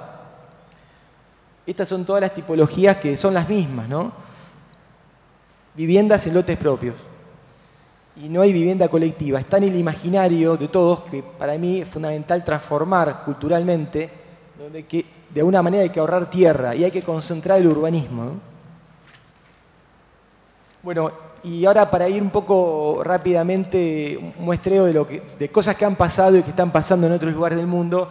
En Holanda, a partir de 1915 se empieza a implementar un plan de viviendas ininterrumpido, donde el Estado, como decíamos antes, el Estado es protagonista y el Estado genera las viviendas. O sea, no es que las viviendas pertenecen al ámbito de la esfera privada y bueno, el Estado colabora un poquito, sino que el Estado es el eje, es esencial, ¿no? Por supuesto que también existió un arquitecto planificador, que es Verlague, que en Ámsterdam Sur generó una revolución, y si vemos la foto que sigue, a esta expansión de ciudad, de barrios, ¿no? Barrios como los otros barrios que existían en Ámsterdam, tiene un monumento en una plaza, ¿no? En Ámsterdam Sur, donde el arquitecto es reconocido como una entidad transformadora de la realidad, que realmente es necesaria y fundamental para el mejoramiento de la vida, ¿no?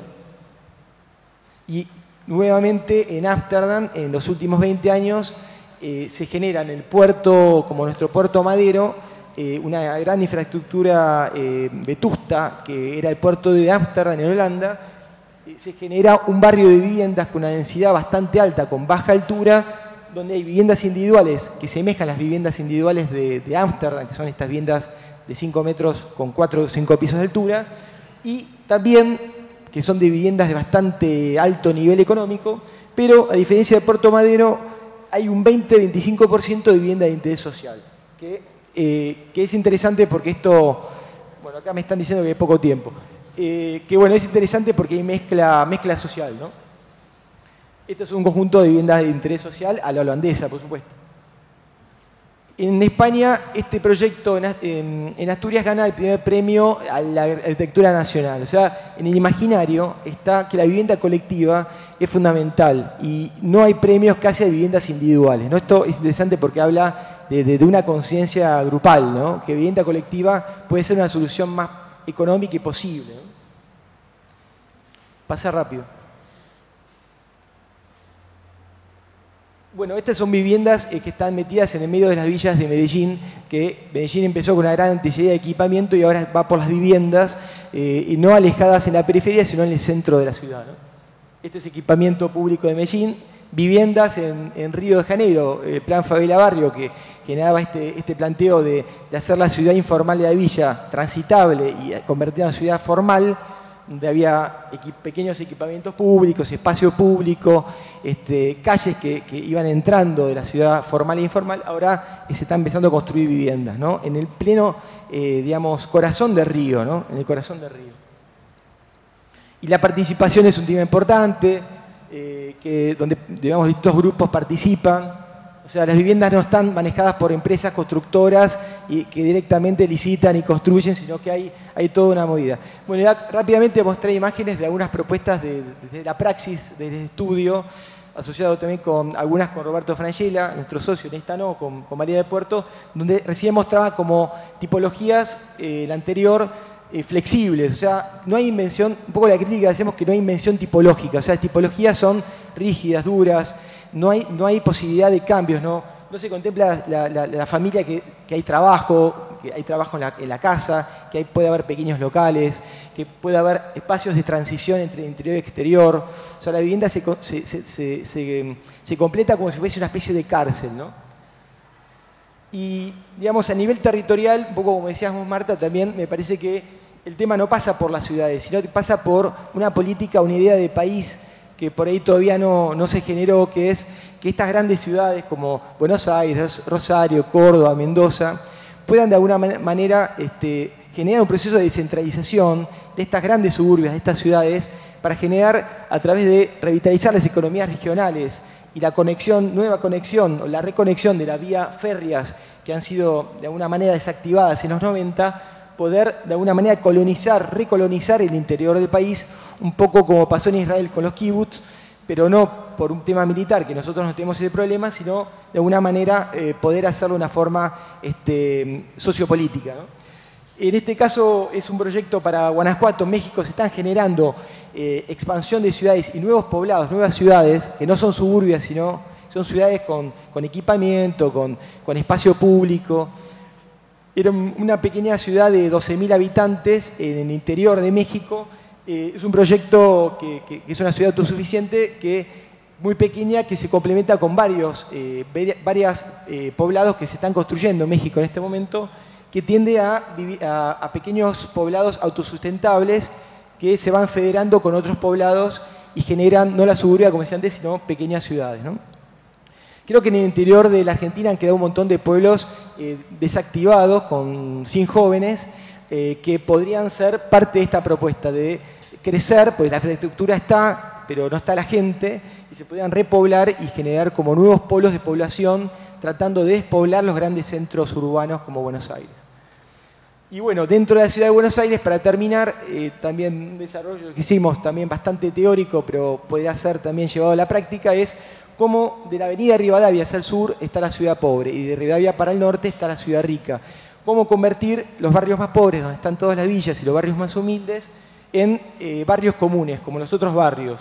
Esta es una propuesta para el sector de donde está el parque de la ciudad, de cómo se podría generar también un lugar de experimentación, un barrio experimental, sustentable, donde, bueno, un barrio, pasa rápido porque hay algunas imágenes, se puede convertir en un barrio con huertas, que sea un lugar de esparcimiento, pero también productivo, y donde la vivienda y el trabajo empiecen a fusionarse, ¿no? O sea, las funciones empiecen a funcionar y no disgregarse. Y por último, un proyecto que hicimos también para el sur de Buenos Aires, que tenía que ver con la ley 341, con la cual trabajamos bastante también con Roberto Frangella, que es una ley que procuraba lotes para cooperativas y luego se construían pequeños conjuntos de viviendas que iban haciendo un completamiento de tejido. O sea, cómo repoblar el sur de la ciudad, que es una suburbia dentro de la ciudad de Buenos Aires, y poder convertirla en un barrio más porteño, parecido a los otros barrios. Bueno, nada más, gracias.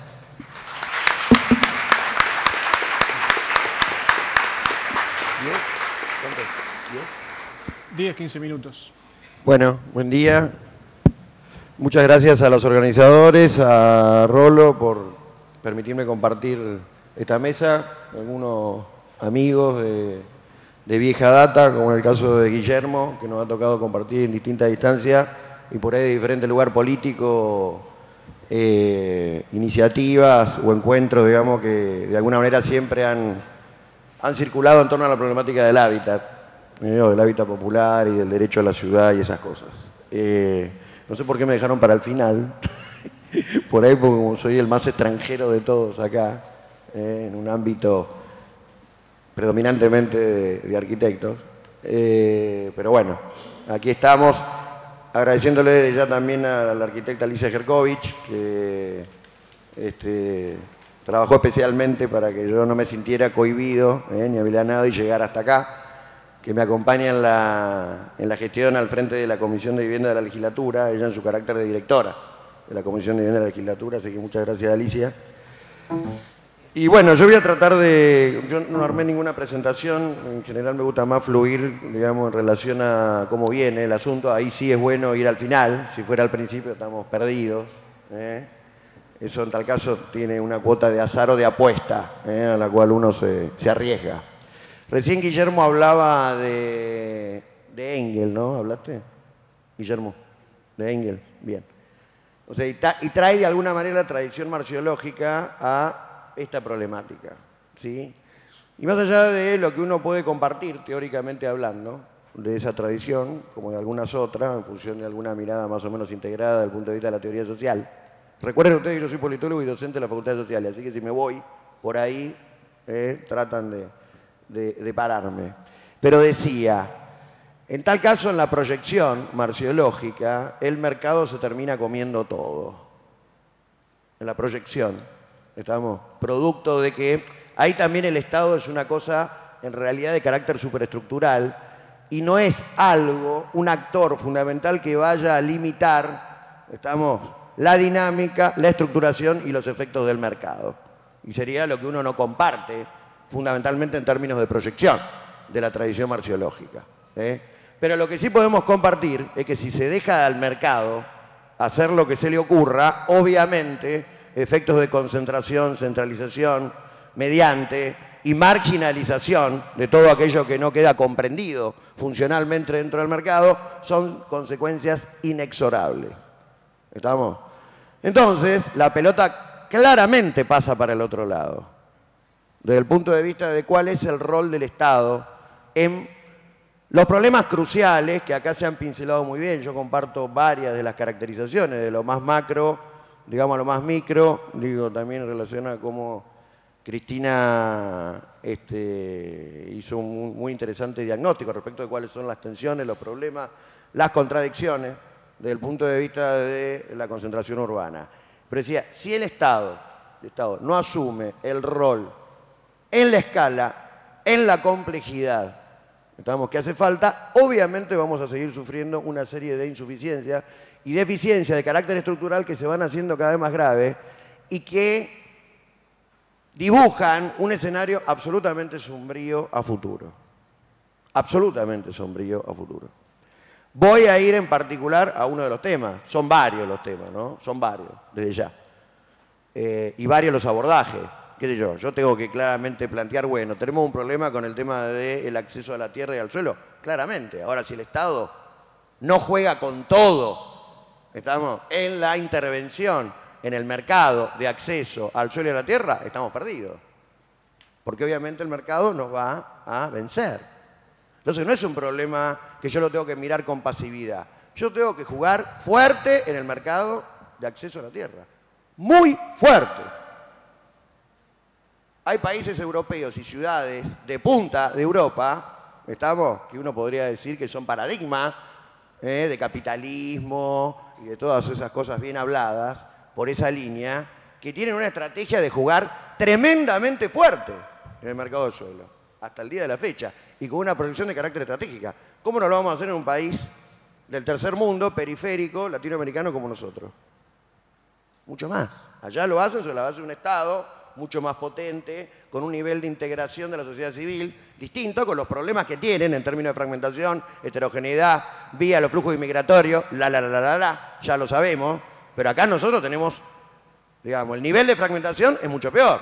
Entre otras cosas, porque la sociedad civil se ha deteriorado en las últimas décadas de manera alarmante.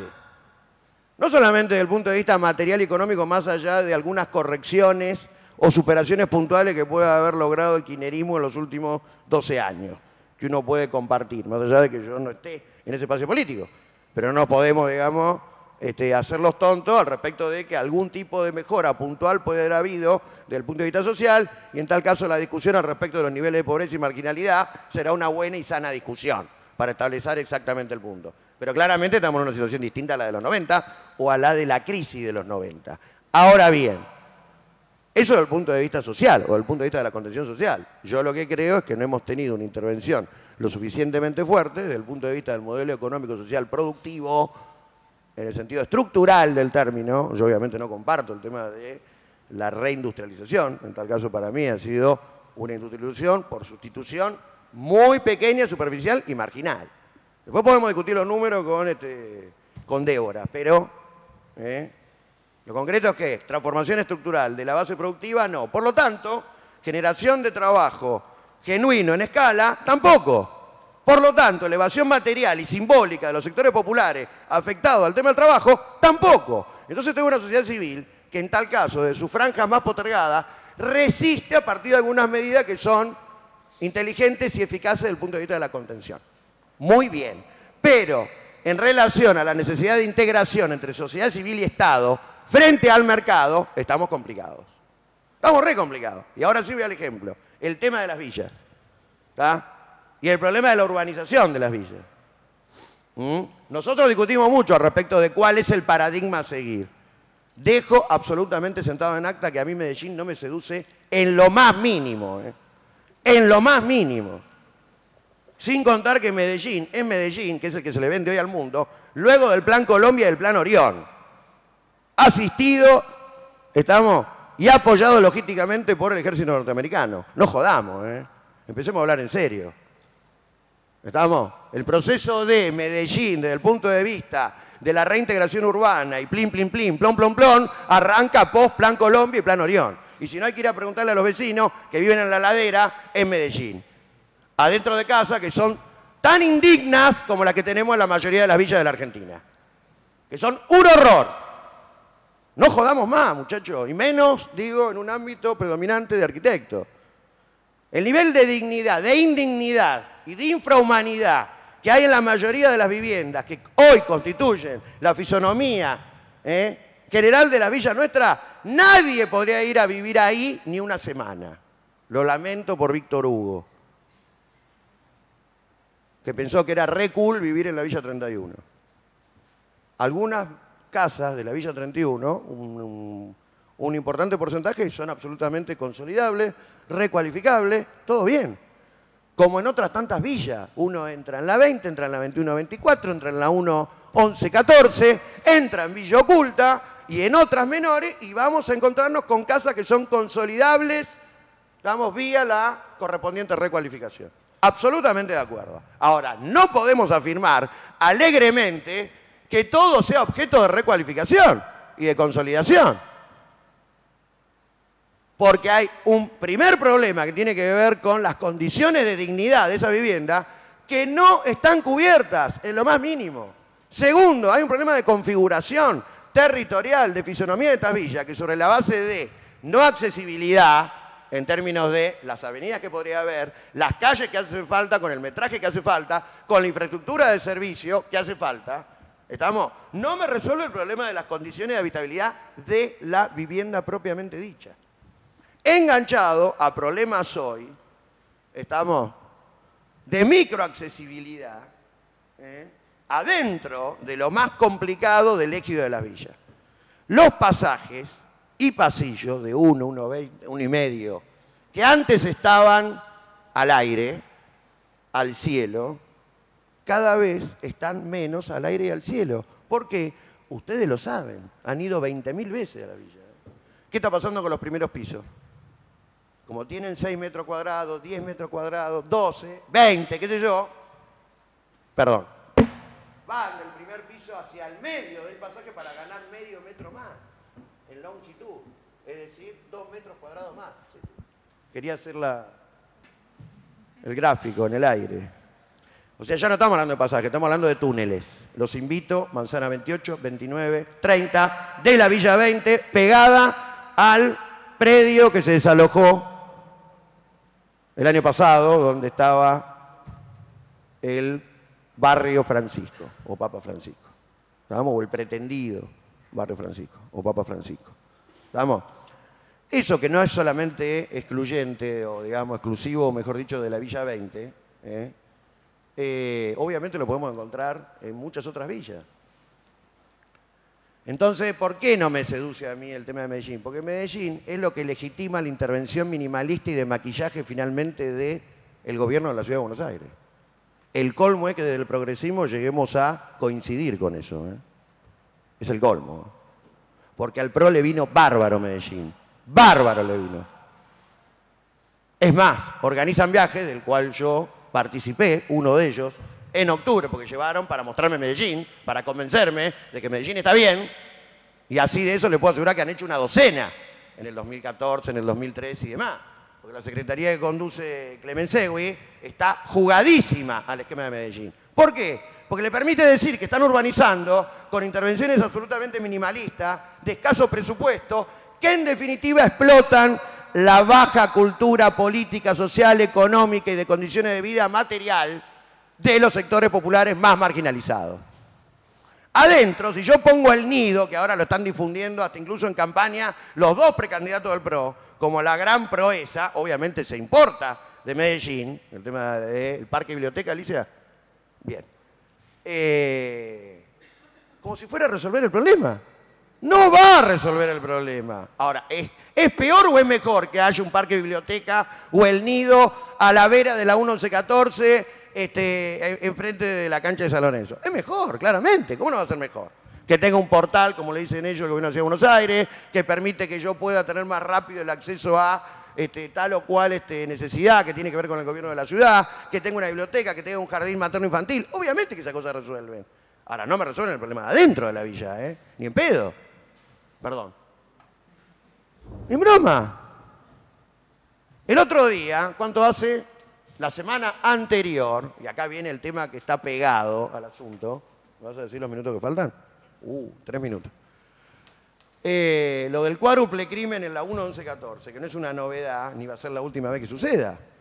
Con esta fisonomía que explota la condición habitacional degradada absolutamente de los pobladores de las villas, como dijo muy bien María Cristina, en un proceso creciente de inquilinización, ¿no? Que debe estar en el 50% y va para arriba, que obviamente va en paralelo a la verticalización o al crecimiento en altura de las villas, estamos asistiendo a, obviamente, una madeja de ilícitos, que tienen a organizaciones claramente criminales, o a bandas criminales con alto nivel de organización y poder de fuego, como sujetos reales de ocupación y dominación territorial frente a un Estado ausente. Entonces, lo del cuádruple crimen del otro día, pareciera que no tiene que ver con hábitat, tiene todo que ver con hábitat, porque en realidad eso hoy es un coto de caza de organizaciones criminales, donde la población villera es absolutamente rehén de este tipo de cosas. Entonces, digo porque, nada, esto obviamente da para mucho más, y uno termina hablando muy recortadamente de esto, aunque me parece para mí lo más importante. Podría hablar de la renovación de los conjuntos urbanos y de qué es lo que hay que hacer y cómo también ahí hay, como se veía, marketing y maquillaje. Si uno va a Soldati, está todo pintadito, no metete adentro y tratá de subir por un ascensor en alguno de los nudos de Soldati a ver cómo te va, si es que llegás. Lo mismo que Piedrabuena. Olvidémonos de eso, que por ahí fue mi tarea fundamental en el Instituto de Vivienda, o tarea frustrada, si queremos. Volviendo al tema de la villa, no es solamente la condición habitacional digna para la población que vive en las villas, que implica un laburo de reurbanización, si queremos, o de urbanización e integración, o integración y reurbanización, como por ahí le gusta decir a los curas villeros, ¿estamos? ¿Dónde? Para que quede claro. No puedo afirmar que el 100% sea consolidable y tampoco puedo afirmar que el 100% haya que demolerlo y construirlo de nuevo. Es una ecuación que hay que ver en cada villa. En cada villa hay que ver cuánto de obra nueva, cuánto de recualificación. Lo que no es 0 o 100 para ninguno de los dos lados. Y tampoco es 5,95. Guarda. Eso va enganchado claramente con un cambio en la fisonomía de la villa, los efectos de que la población, la sociedad civil de la villa, tenga mayor control sobre su propio territorio, sobre la base que cuenta con el apoyo del Estado que está realmente presente. No solamente tengo el cuádruple crimen de la 1114, tengo la muerte increíble de un pibe, no de 2 años, de 13 años, la Rodrigo Bueno, que está invisibilizada, como dijo muy bien Cristina, porque está el negocio de IRSA detrás de no sé cuántas torres, de cuántos pisos ahí, pendiente, y por eso el gobierno de la Ciudad de Buenos Aires no pone un peso en esa villa. Ni va a la acecha a poner una canchita de fútbol, que le encanta poner canchita de fútbol en toda la villa. Ni eso hace. Bueno, lo concreto es que se muere un chico de 13 años, no de 2, en un pozo ciego. se fue de cabeza al Pozo Ciego, y lo sacan semi-muerto, y acá viene el otro problema que también tiene que ver con la configuración territorial, la fisonomía, la accesibilidad, y de qué estamos hablando cuando hablamos de urbanización o de reurbanización. El SAME tardó 45 minutos en llegar. Obviamente el pibe se murió. Ahora, cuando lo sacan del Pozo Ciego, no estaba completamente muerto. Entonces, están las dos cosas.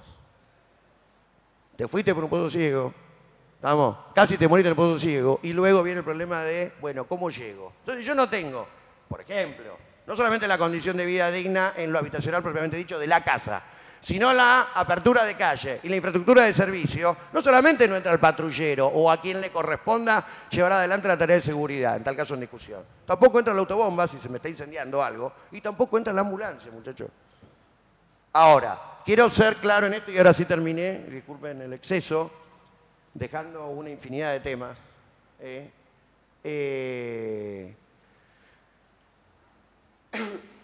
Ejemplo, el desalojo de Pavón 4100. Estábamos compartiendo ahí con gente de la Secretaría que conduce Guillermo, tratando de que se resuelva el problema.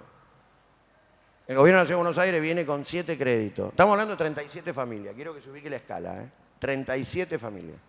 Viene el Gobierno de la Ciudad de Buenos Aires con 7 créditos del Instituto de Vivienda. ¿Estamos?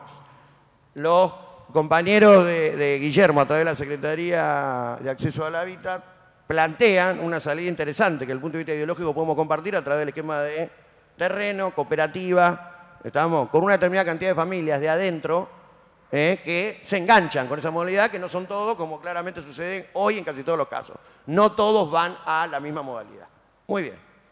Más allá de si tenemos suerte o no, si logramos complementar o no complementar, aclaro que a Procrear nunca lo tuvimos cuando queremos que esté, porque el instituto obviamente nos juega por el lado de créditos individuales, tratando de cercenarnos a la salida colectiva, cooperativa, obvio, pero es una táctica que uno tiene que tener en cuenta para contraponerle otra táctica. Yo ahí diría, voy con los dos, voy con la Secretaría de Hábitat y voy con Procrear. Entonces juego por los dos lados. Pero el problema es la escala. Lo que quiero significar es lo siguiente, más allá de cuánta suerte tengamos o no la resolución del caso, porque ahora tenemos el desalojo dispuesto y ese desalojo puede ser mañana. Vamos, mesa de diálogo, la Defensoría, la Asesoría Tutelar, los diputados, el Instituto de Vivienda, la Secretaría de Hábitat. 37 casos, estamos hace un mes discutiendo. Estamos hace un mes discutiendo cómo resolver el problema de 37 familias. ¿Está? Eso, que es absolutamente micro, yo lo llevo al problema de la 31. Y a ello hubiera tenido un rol mucho más activo si soy el Gobierno Nacional. Yo te corro, yo Gobierno Nacional te corro. ¿Estamos? Después viene toda la discusión política respecto de, ya sabemos a quién le corresponde, no le corresponde, cuáles son las garantías. Todo lo que está planteado ahí en términos políticos propiamente dicho. Pero, en materia de urbanización de villa, y si yo enfrente tengo un gobierno de cuneo ideológico liberal, digamos, que tiende a tomar el atajo del paradigma de Medellín y va a tratar de hacer celoso en todo lo que pueda, que aparte apuesta fantasiosamente al tema de que el mercado le vaya resolviendo el problema futuro, digamos, yo el Estado Nacional, tengo que salir a jugar en la cancha muy, muy, muy fuerte. En términos de, y ahora sí terminé, la cuestión del suelo, el acceso, hay que intervenir fuertemente en ese mercado. La cuestión del desarrollo urbano, infraestructura entre el primero y segundo cordón. Hay mucha gente que se termina hacinando en la villa y en el tercero porque no tiene cloaca, no tiene desagüe pluvial, no tiene luminaria, no tiene vereda, no tiene todo lo que tiene que tener. Entonces dice, minga, me quedo en la Ferrere o más allá. Me voy a la 31, macho. Es sencillo, es racionalidad electiva. Más allá de que la sociedad civil está lo suficientemente deteriorada. Pero, claramente ahí no le estamos dando la oportunidad a aquel que podría hacer eso a que lo haga. ¿Se entiende? Y tercero, esto que planteaba, cómo intervenimos directamente en, digamos, donde la situación está, para mí, explotada. Para mí, explotada.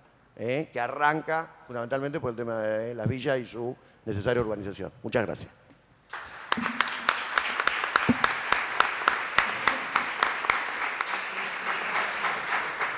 Bueno, en atención a la hora y para dejar por lo menos una hora para el almuerzo, voy a hacer un comentario muy breve, no voy a resumir lo que ya ha sido expresado, realmente de una forma muy interesante y muy variada por cada uno de los expositores, creo que la buena noticia es que, creo que hay dos buenas noticias. Por un lado, creo que sabemos las cosas que hay que hacer, sabemos que el tema del hábitat no es un tema que pueda estar disociado de lo productivo, de lo ambiental.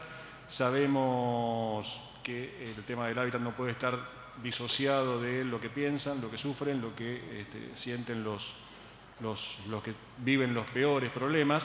Sabemos que hay una necesidad importante de trabajar sobre la cuestión del suelo y trabajar sobre el tema del acceso a la tierra, y sabemos fundamentalmente que el Estado es, digamos, en esto han sido unánimes todos los expositores, aún en su diversidad, el Estado tiene que tener un rol absolutamente fuerte en esta cuestión.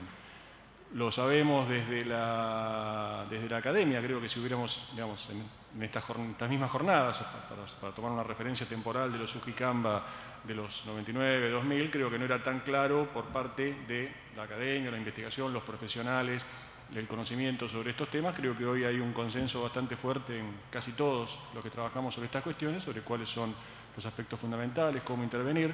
La mala noticia es que esto no está incorporado a la agenda política. Ninguno de los candidatos políticos, sobre todo los más expectables, los que más posibilidades tienen de ganar las elecciones presidenciales, lo tienen en su agenda.